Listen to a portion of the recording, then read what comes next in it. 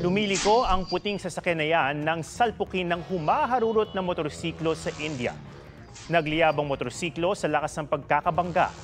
Sinaklolohan ang dalawang sakay nito pero binawian din sila ng buhay.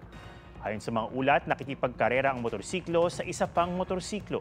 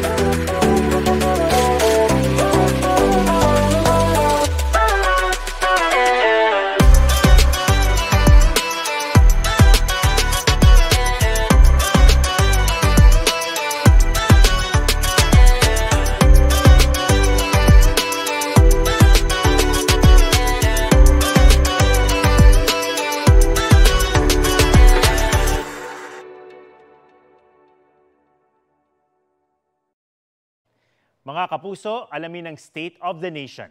Mag-subscribe sa GMA Integrated News sa YouTube. Sa ating mga kapuso abroad, samahan niyo kami sa GMA Pinoy TV at sa www.gmanews.tv.